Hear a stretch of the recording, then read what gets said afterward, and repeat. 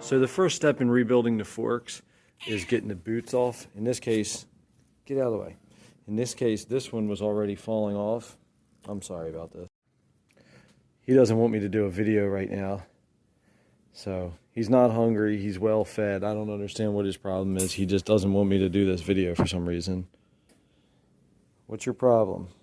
So I'm actually not starting doing the rebuild on the forks right this minute, but I want to get the dust boots off so I can start stripping the paint. He's back. So I'm just going to get this step out of the way. I'm going to show you guys. Sometimes if you were reusing the dust boots, it's kind of a pain. In this case, they're already old and dry rot, so I'm just going to use a little flathead screwdriver and pop them off. Shadow. So I'm out here stripping the paint off the forks, and you can see they're old, they're weathered, whatever, 40-year-old forks. I already started to do this side a little bit. Sunlight's not really too great for this video.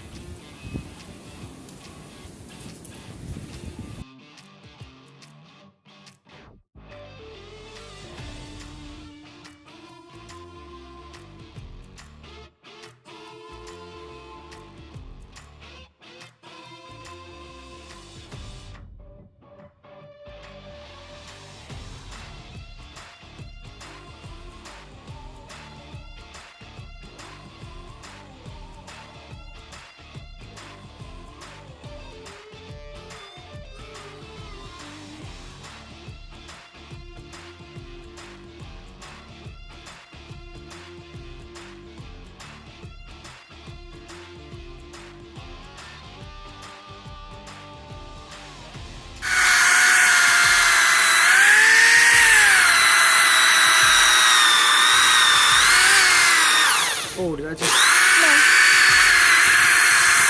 I thought I shot a bunch of stuff out here.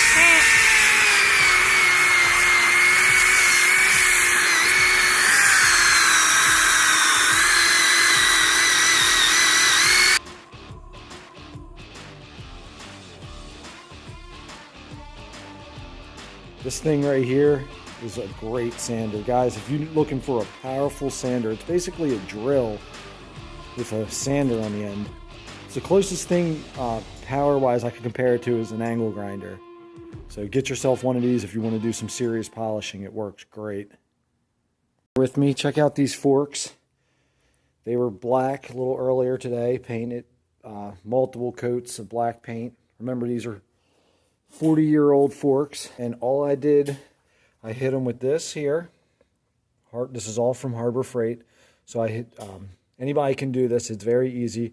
Throw one of these on an angle grinder. Wear an apron. Make sure you have safety glasses or a face shield or something because it throws brass, little pieces of wire everywhere. But look at this. I swear, I don't know if it's just me. Maybe other people have noticed this, but I think Harbor Freight's quality is really starting to go up. The brass brush wire wheel, they work good, but they do fly apart. You need your safety gear when you do it because you get wire everywhere. But it works amazing. And then this was my first time using one of these foam pads for polishing. They worked really good. A little pricey, $10 a piece. Even from Harbor Freight, you don't expect to pay that, but it's worth it.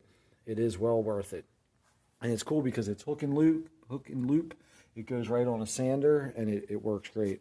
And you can really see with these forks here, just after a couple of minutes of work, and they're not done. I still have hand polishing, and they have fingerprints all over them. I mean, I've been touching all over them, but I'm very happy with how it's going.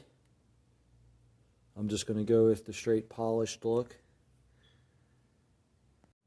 I got all these guys cleaned up, getting ready for whatever I'm going to do. I'm not sure if they're all going to get painted or if I'm going to polish them. The next step, what I have to do is I have to prepare these for paint. Got to get those painted.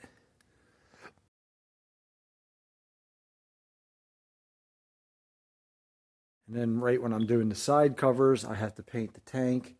This tank is like basically flawless. Bought it off a buddy of mine, but unfortunately I'm not going to go with yellow, so it has to get painted. A little bit more polishing progress. You can see all these lines on this here.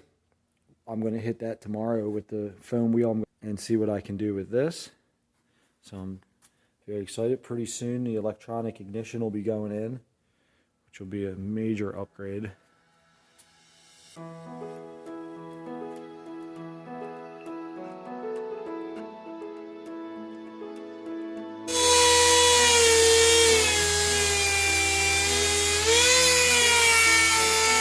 Now we got to go inside and find some of these. We have to order these tonight.